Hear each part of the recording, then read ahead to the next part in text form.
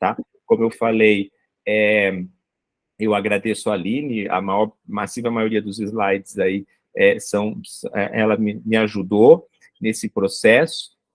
E vamos trazer primeiro, assim, vamos olhar um primeiro cenário que nós estamos embebidos para chegar na engenharia azul, dentro de um conceito de ecoengenharia, como uma solução baseada na natureza, a gente olhar para onde ir, né?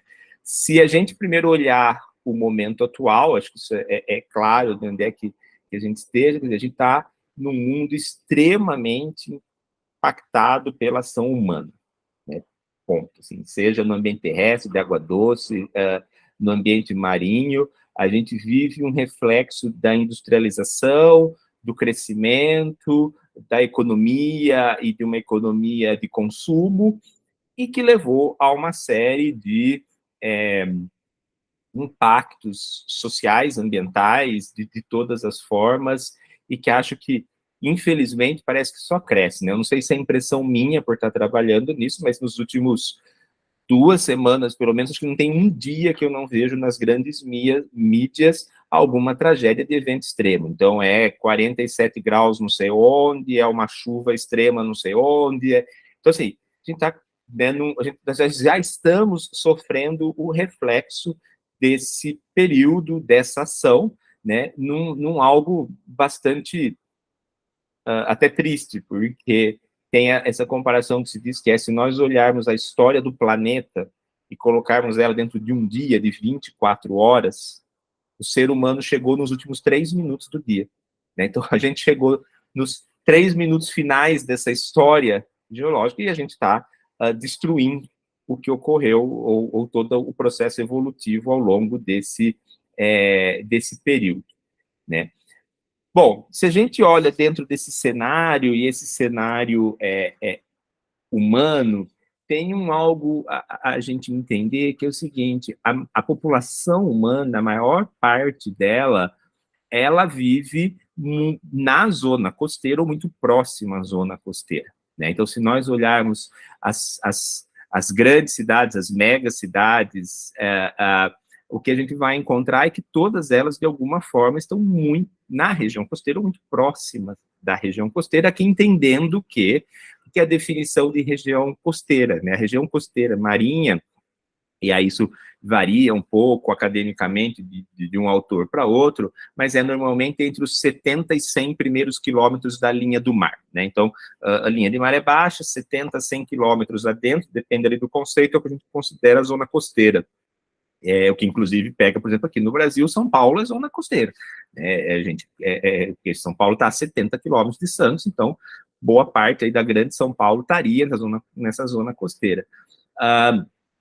Se nós formos olhar, a gente tem aproximadamente metade da população humana vivendo nessa linha de 100 quilômetros da linha do mar. Aqui no Brasil, a zona costeira corresponde a 4% do território brasileiro, e ela concentra 25% da população. Então, não precisa muito, né, para a gente dizer que a gente também está num país onde, apesar de ser só 25% da população, elas estão ocupando 4% do território. Então, a gente tem um processo muito claro aí de que essa expansão e crescimento humano, mas ele se dá drasticamente na zona costeira, e vai para um além, porque não é só aqueles que habitam a zona costeira. Quem não habita, usualmente em períodos de férias, preferencialmente vai para a zona costeira, mesmo que pontualmente. Então, ela agrega a maior parte de uma população fixa, e ela recebe uma população flutuante drasticamente ao longo do tempo. Isso gera, né, imagens como essas que a gente encontra por aí, de cidades extremamente urbanizadas. Essa imagem de baixo maior, né, aqui do litoral de Santos, onde eu moro, onde, na verdade, a gente passa a ter selvas de pedra, né? O que eram historicamente ambientes naturais, e restingas, e manguezais, e eles desaparecem e viram concreto. E se a gente vai para além disso, em outras partes do mundo, como a gente tem acima, em regiões, principalmente no sul asiático, tem sido de muito orgulho para eles dizer que eles estão, na verdade, construindo cidades dentro do mar. Então, a gente já sai do território e vai para dentro do mar e constrói, né, infraestruturas, hotéis, grandes resorts, né, a gente invade esse ambiente. E isso nos leva a que a gente tenha que a gente chama do endurecimento da linha de costa, ou seja, aquela linha de costa que era formada por um ambiente massivamente arenoso, ou de vegetação, ou de costas rochosas, né, no caso aqui no Brasil, dos costões rochosos, que a gente tem principalmente de Santa Catarina até o litoral norte do Rio, esse ambiente ele passa a endurecer e você passa a ter estruturas que foram construídas ali. E essa costa vai ficando um tanto mais rígida. E isso vai levar a alguns pontos que eu vou trazer em seguida, que a gente, bom, perde esse hábitat natural, porque, né, onde foi parar a vegetação que estava ali, onde foi parar, né, o dinamismo das dunas de areia que estavam ali, então você perde vários hábitats natural, você leva à extinção de algumas espécies que só existiam ali, e há problemas maiores desse endurecimento. Por que problemas maiores? No desenvolvimento dessa urbanização marinho-costeira no mundo afora, que não estou falando só de Brasil, isso sempre foi feito de uma forma que a gente vai lá e constrói com uma infraestrutura cinza, essa infraestrutura tradicional, igual minha casa aqui, igual a parede, né? Então eu vou lá com concreto, com cimento, e faço uma pilastra, e faço uma parede, né, e faço, ou como um muro de uma casa, né, e faz uma parede bem bonitinha de tijolinho, todos de mesmo tamanho, e invade o mar com isso daí.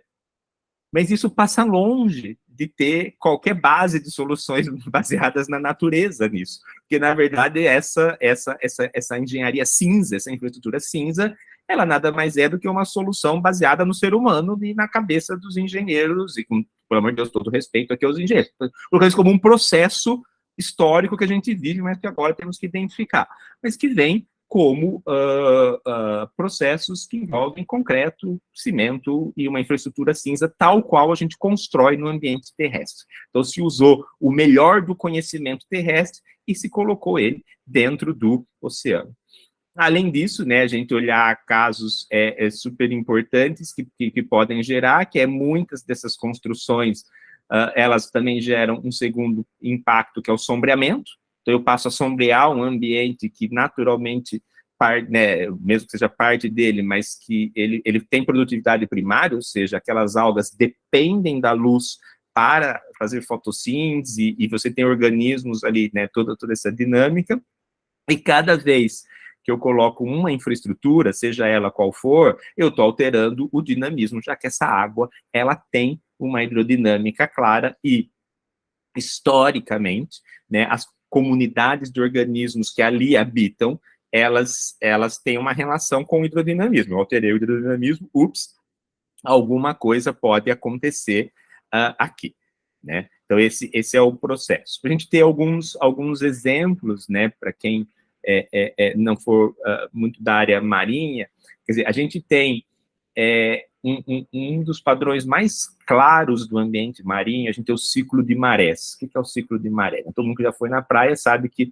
se você chegar de manhã na praia, de duas uma, ou uma hora, você vai ter que mudar para trás a sua cadeirinha de praia, porque o mar está subindo, ou ele está descendo, você vai ficar cada vez mais longe para ir dar um mergulho.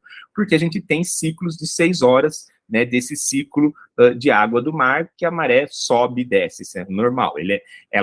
Essa amplitude, ela vai variar mais durante as luas cheias e nova, e menos durante as luas de quarto minguante e crescente, porque depende ali da questão física da relação Lua, Sol e planeta. Não cabe aqui agora, mas temos a maré.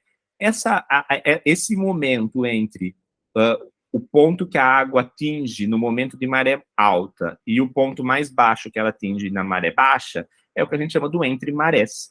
E é muito natural que a gente tem aqui, né, mostrado em amarelo à esquerda, uma distribuição, um gradiente de organismos, principalmente aqui numa costa rochosa, né, num rochedo natural, que se distribui uma comunidade extremamente rica de animais marinhos ali, que tem toda uma dinâmica muito claramente conhecida na ecologia, porque quanto mais acima eles estão aqui, né, mais próximo do limite da maré alta, menos tempo de água eles vão ter, mais tempo eles vão estar expostos ao sol. Então, você tem uma série de aspectos fisiológicos que implicam no tamanho, nas características do organismo, quanto mais para baixo, né, ou mais próximo do limite de maré baixa, que é onde eles vão estar, então, mais tempos cobertos pela água, menos tempo expostos ao sol, são organismos que estão adaptados a isso, né? Então, você tem uma clareza, né, dessa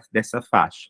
Agora, o que acontece quando eu construo uma parede vertical? O espaço entre marés é mínimo. Então, eu crio um substrato artificial para aqueles animais, como o mexilhão que a gente come na paella, né, muitas das algas, a alga do sushi, dependem desses substratos. Eles dependem desse espaço. Eu crio um substrato onde o espaço é muito menor, e aí eu gero uma completa alteração da dinâmica ecológica entre esses organismos que competem por esse espaço, né? Porque eles já competem nessa área ampla, eles vão competir numa área muito menor. Então, isso gera um desequilíbrio muito claro. Além disso, dependendo do tipo de estrutura que a gente faz ou insere nessa infraestrutura cinza, isso vai alterar a complexidade do ambiente.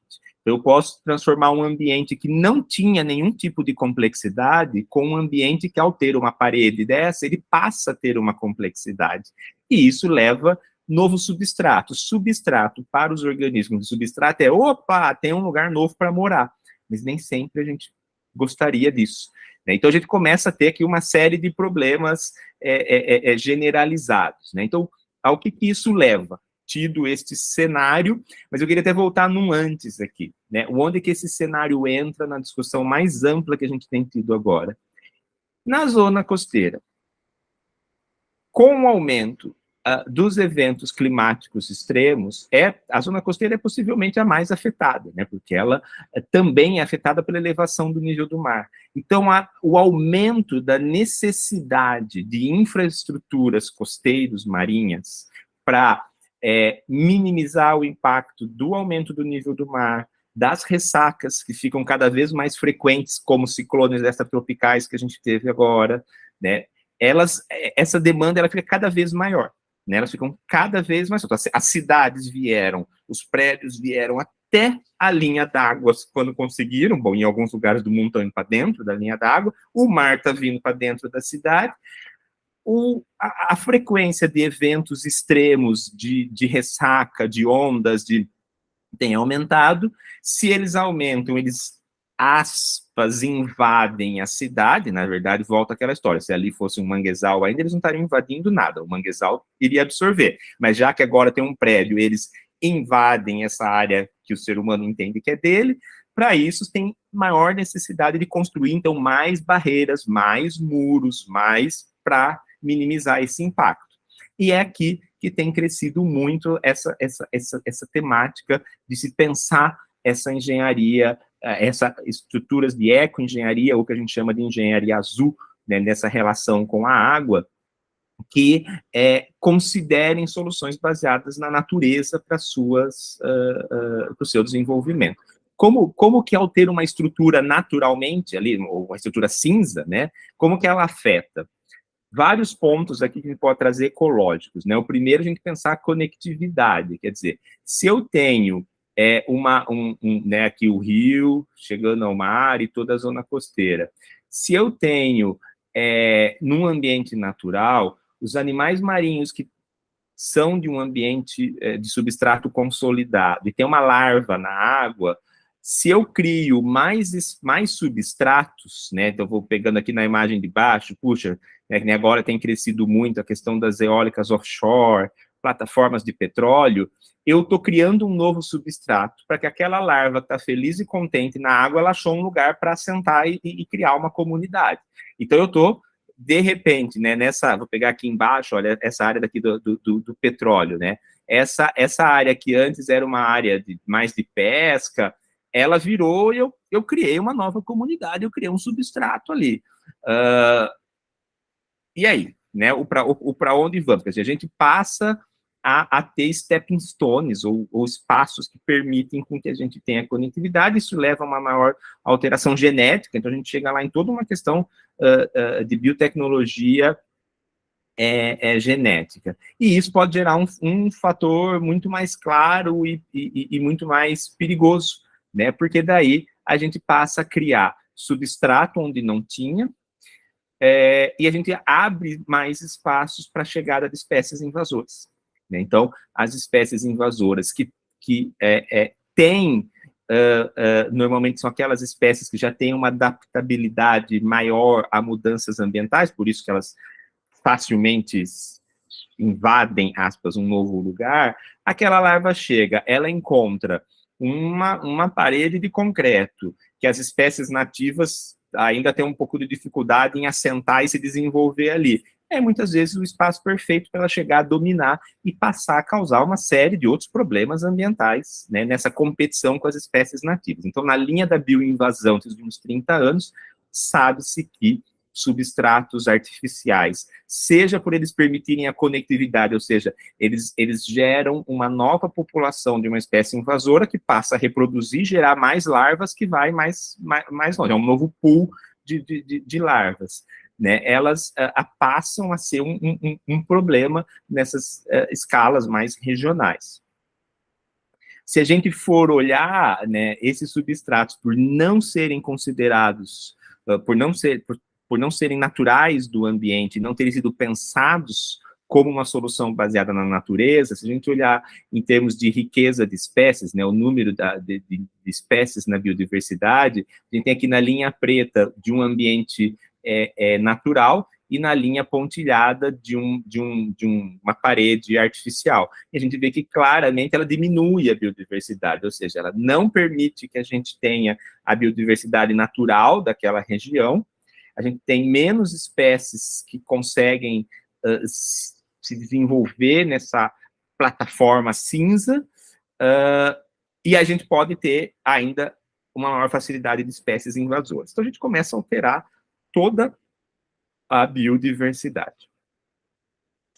Só rapidamente trazendo, né, isso aqui é um estudo que a gente fez por toda uma discussão ali no litoral da expansão do Porto de São Sebastião.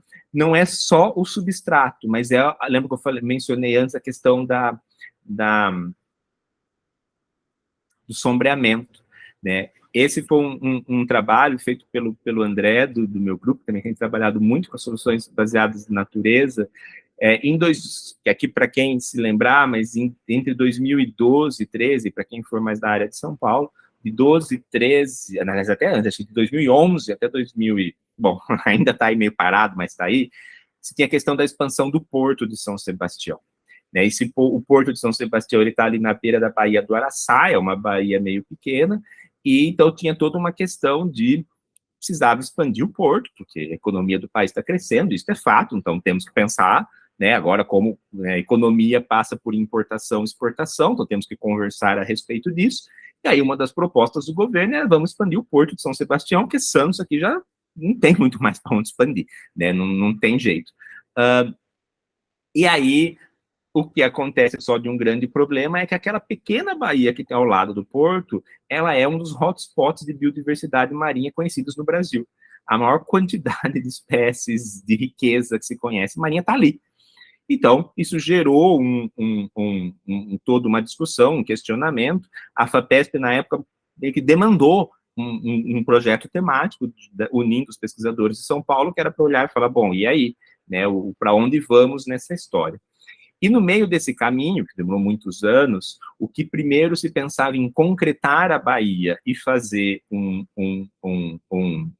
porto, se chegaram na cabeça do porto dos proponentes, né, da expansão, numa solução que eles achavam que era, mas não, então o quê? Nós não vamos mais concretar o porto, nós vamos fazer pilastras e fazer o porto cobrindo. E embaixo a água pode entrar e sair. Mas a gente está falando de uma área que eu não me lembro de quantos 1.000 metros quadrados que ia ficar sombreada. A gente falou, bom, desculpa, querido, mas isso pode ser pior, porque, na verdade, isso é uma bomba relógio. Né? Você cobrir alguns quilômetros quadrados do oceano numa área costeira, você muda, altera todos os processos de produtividade, de decomposição, aquilo ali não sei. Mas na dúvida era o não sei, vamos testar. Então o André foi testar, bom, o que ocorre com o sombreamento, né? E pronto, ali a gente tinha respostas muito claras de que ao você sombrear, num prazo de 1 ano, você tinha uma alteração completa, aqui em preto, nessa linha com as bolinhas mais pretas, era o que ocorre na área sombreada, né? E a gente tinha que, de repente, todas as macroalgas desaparecem, claro, porque a alga depende de luz solar para o seu crescimento fotossíntese, elas desaparecem drasticamente, elas são substituídas por ostra, né, e que vão, ao longo do tempo, sendo substituídos e dominando o espaço. Você tem uma troca total do que é a biodiversidade da região, e aí, o quanto que isso pode afetar o funcionamento daquele ecossistema, que você tirar uma alga que produz oxigênio e tira gás carbônico, e colocar ostra, que é filtradora, quer dizer, o que isso pode levar em toda a dinâmica ambiental costeira da região, né? Se a gente olha outros estudos aqui ao longo do mundo, aqui muito rápido também mostrando, mas se a gente compara a taxa de filtração, né, em pilastras, em paredes, né, essas paredes construídas, mas num costão rochoso natural, notavelmente nunca é o mesmo, não importa se em curto espaço de tempo, aqui tempo 1, tempo 2, né, os organismos, eles têm taxas de filtração totalmente diferentes. Ao ter taxa de filtração diferente, a gente está alterando a dinâmica de todo aquele ambiente, isso vai influenciar, quando ele filtra, ele está removendo microalgas, ele está removendo matéria orgânica, ou seja, você passa a ter uma alteração muito drástica do processo, né? E aqui, se a gente comparar simplesmente o que é cinza escuro, né, que são estruturas artificiais, com o cinza claro, que são estruturas cinzas naturais, né? Esse é um trabalho que a Aline desenvolveu lá na Austrália. Você vê claramente que não importa se você olha a respiração, produtividade, metabolismo do ambiente, a mudança é drástica, né? Quando você tem pilastras e infraestruturas, qualquer processo fisiológico daquele ambiente, ele está alterado. Ou seja, a estrutura cinza, ela chega, ela altera quem está ali, como está funcionando aquele ambiente, e isso vai levar a processos, aqui, claro, estou falando como biólogo, mas alterar o ambiente dessa forma significa alterar a cadeia de pesca. Alterar a cadeia de pesca significa alterar a pesca artesanal, e significa que toda aquela comunidade que vive da pesca artesanal na região, ela vai ter um problema. Então, você chega num link muito rápido, você chega em toda uma alteração da dinâmica cultural, social da região. A gente está falando de mudanças que são muito claras, muito fortes. Pronto. E aí, para eu não me estender muito, esse era o momento para situar onde a gente vinha, qual que é a solução nesse caso. Por quê? As cidades estão crescendo, não tem jeito, a população humana cresce, é na zona costeira, o mar está subindo, os eventos extremos estão aí, então onde nós vamos discutir agora essa resiliência climática, essas soluções. E parte disso ela vem do pensar a ecoengenharia, as soluções baseadas na natureza, ou aquilo que a gente chama da engenharia azul, que nada mais é do que o equivalente da engenharia verde, que já é muito mais comum para todo mundo. E acho que a Maria Cristina até já mostrou alguns dos exemplos iniciais ali, talvez a gente pode até se considerar dentro da engenharia verde, mas vamos pegar aqui ainda mais claro essa questão dos prédios, né? Acho que hoje, assim, qualquer pessoa não acadêmica sabe da importância de ter um prédio que, inclusive, né, seja lateral, os telhados, você pode ter a engenharia verde sendo aplicada, que tenha mais luminosidade, enfim, essa dinâmica verde no ambiente terrestre, que já é mais entendida, é como é que a gente aplica a mesma lógica quando a gente faz uma inserção dentro do ambiente aquático. Quer dizer, como é que a gente deixa de lado aquela infraestrutura cinza e a gente passa a entender como seria aquela comunidade natural marinho-costeira, quais são os processos que ali ocorrem e como que a partir desse conhecimento da natureza eu posso ter uma solução de engenharia que beneficie que aquela comunidade marinha natural se desenvolva na região. Muitas vezes, aqui que nós estamos falando, não é uma grande revolução. Vamos ser pé no chão, né? Se fosse no meu momento biólogo mais tradicional, eu falo, não, para tudo, destrói tudo. Não dá para construir, já está feito. Então, assim, o mundo afora, o que tem se mostrado é como é que você adapta o que está ali, para que, né, com base na solução baseada na natureza, para que volte o mais próximo possível de uma comunidade biológica natural. E muitas vezes, basta você colocar, como a gente vê aqui, uma estrutura que vira uma piscininha, porque ela vai propiciar algumas espécies, ou ao invés de ser uma parede, que ela seja uma escada e ela tem rugosidade. Então, tem uma série de características do tipo de material que é usado, da rugosidade do material, do tipo de quantidade de frestas ou não que tem, da inclinação que tem, que ajuda a que se vá revisando, alterando esse processo. Tudo bem no contexto da engenharia ecológica, né, que é, então, uma solução baseada na natureza que usa os princípios de engenharia associados aos princípios de ecologia para reduzir esses impactos, né? Então, ela foca no ecológico, no econômico e no social ao mesmo tempo. Ela traz esse olhar que é integrado. Vou entrar aqui em detalhes, acho que isso tanto eu quanto a Aline, quanto a André, depois podemos estar super à disposição para quem quiser, mas ela vai passando por uma série de passos, né, de etapas, que é você entender quais são os objetivos naquela região costeira. Já é uma região que está impactada, é uma região nova, é uma nova infraestrutura, uma infraestrutura que já existe, quer dizer, qual que é meu objetivo? É restaurar? O que a gente tem que fazer? Né? Buscar essas informações, entender o que é possível ser feito para adaptar essas regiões, né? E aí pensar nos desenhos de engenharia, né? Então, quais são as características do material que podem ser utilizados ou que devem ser utilizados, e aí monitorar e testar para a gente ver, bom, está desenvolvendo mais, propiciando que a gente tenha um desenvolvimento, perdão, de espécies nativas daquela região, né? Ao eu trocar, ou eu colocar como se fossem alguns azulejos, vamos assim dizer, numa área que já está ali de uma parede, aí eu colocar essas novas estruturas cobrindo, eu estou passando a propiciar que retorne biodiversidade natural, então características mais próximas daquele ambiente, o que a gente tem? E ele é um ciclo, né, em desenvolvimento, também não vou explorar aqui, mas para vocês terem uma ideia de que a gente vai pensando, né, em ver de quais são as etapas, e todas elas estão ligadas a uma característica ambiental, que é manter ou restaurar a biodiversidade nativa, que é olhar o impacto na produtividade ali do ambiente, que é reduzir poluição, que é amenizar tempestades, né, no caso, pensando aqui na resiliência climática, que vai estar envolvido no ciclo de nutrientes, nas questões da bioinvasão, e, inclusive, que possam ser usados para a educação ambiental, para as questões humanas. Então, a gente vai lidando, né, esse ciclo todo aqui, que não vou espelhar, ele é muito com base num conhecimento gerado na Austrália, ele permite, então, que a gente siga aqueles espaços a trazer isso. Aqui, até trazendo esse ponto já, quer dizer, quando essas soluções emergem, né, e a gente vê a ecoengenharia como algo mais recente, o que a gente tem?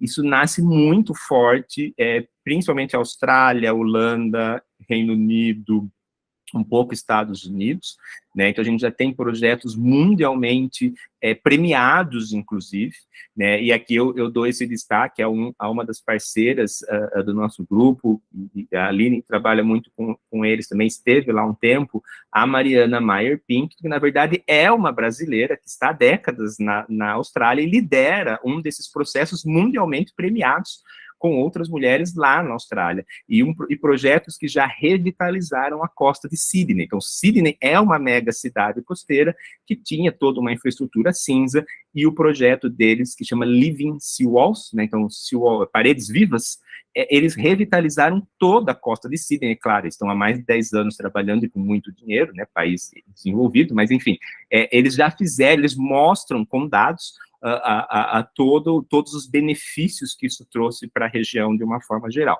E a gente tem dados muito similares em outras partes do mundo ocorrendo, né? Então, aqui são exemplos dessas intervenções, né? Como eu já tinha mostrado antes, um gradiente de escadas com rugosidade, a gente tem aqui pequenas piscinas, as placas, então o tipo de rugosidade que elas vêm, quer dizer, ele passa por uma etapa científica de se entender qual é o formato, qual é o desenho de engenharia e o tipo de material a ser usado, que privilegia a comunidade tradicional.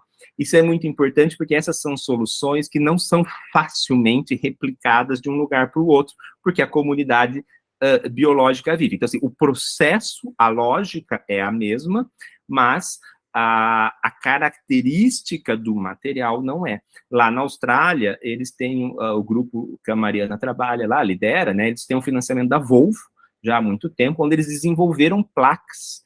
São grandes placas de concreto que hoje já está na fase de tecnologia e inovação. Essas placas já são vendidas na Austrália para serem colocadas na costa, literalmente vendidas, que já está tudo testado cientificamente. E aí, o que a pesquisa que a gente tem liderado aqui no Brasil, que a Aline é a responsável, mostra que o que a gente tem de engenharia azul no Brasil feita? Zero.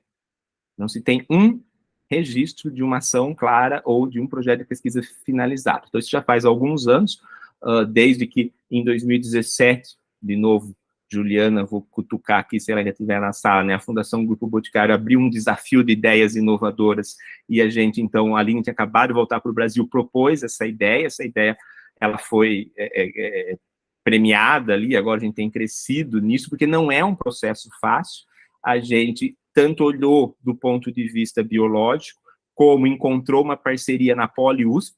Então, hoje a gente tem uma parceria com o grupo do professor Rafael Pilege no grupo da Poli, que é um grupo que está trabalhando do ponto de vista dos engenheiros, né? Que tipo de placas são essas, que tipo de material, que tipo de rugosidade, e do ponto de vista biológico a gente trabalha junto, né? Já estamos aí quase na fase dos primeiros testes em campo, né? Não foi realmente um processo de alguns anos, quando você começa algo que é totalmente novo no país, com dois grupos totalmente diferentes, né? Você colocar um bando de biólogo para conversar com um bando de engenheiro, assim, é um processo que, por isso, só dá para fazer uma palestra de 2 horas depois, assim, de tudo que a gente já viveu nesse processo, são mundos muito diferentes, né?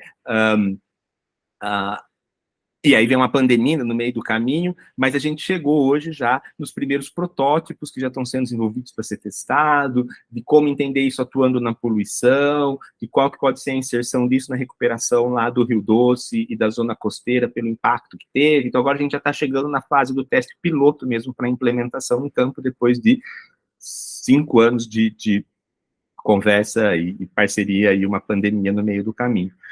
Né? Mas por que eu estou trazendo isso? Porque a primeira pergunta de qualquer lugar é, não, mas espera lá, se na Austrália já tem as placas da Volvo, traz as placas para cá. Não adianta trazer a placa para cá, porque a nossa biodiversidade é completamente diferente. Então, a nossa lógica é como é que, a partir dos passos, né, em parceria com eles, a partir dos passos que eles deram, a gente faz os passos no estilo brasileiro e assim segue, com os materiais, com os recursos, com o tudo brasileiro.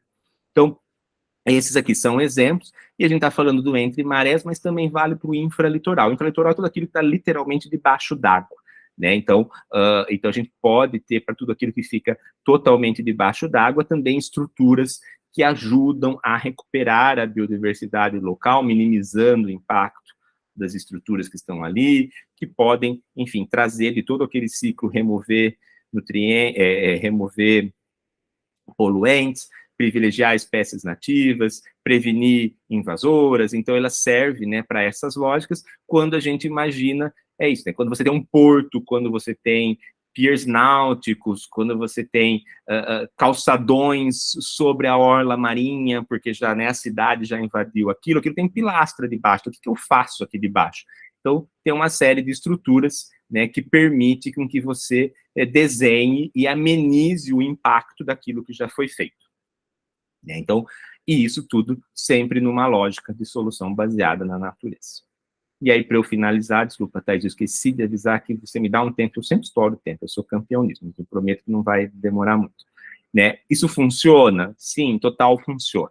Né? Não vou entrar aqui nos detalhes biológicos, mas a gente tem exemplos testados com biodiversidade, com a riqueza das diferentes espécies, né, testadas em diferentes formatos, e ela com pilastras, né, com material, e funciona. A gente tem desafios que a ciência tem que trabalhar muito mais, então, eventualmente, para alguma espécie não funciona, e aí é o que eu faço quando alguma espécie da comunidade natural não funciona, alguma coisa. Então, assim, existem também lacunas no mundo ali, que é, em alguns casos aqui, né, aqui são todas espécies de bivalves ou estrelas do mar, em alguns casos, o impacto é muito pequeno entre os diferentes tratamentos aqui né, na costa, percebe, nos tipos de estruturas que se coloca, mas para algumas espécies não funciona. E aí, o que a gente faz? Um dos caminhos que está sendo testado agora é que, de repente, também não é só colocar a estrutura lá e deixa, vamos ver o que acontece, eu vou ter que ter uma que a gente chama de uma semeadura, né? Então, eu tenho que implantar plantar literalmente, se fosse na agricultura, algumas espécies, alguns jovens, para ajudar que se desenvolva. Então, esse é um caminho que está seguindo.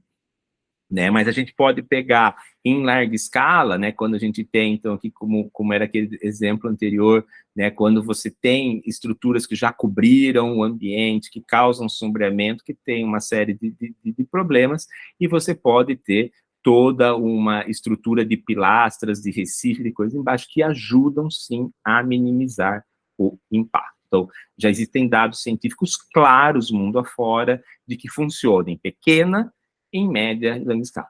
Tem desafios? Com absoluta certeza, mas já foram passos dados que mostram é possível a gente desenvolver.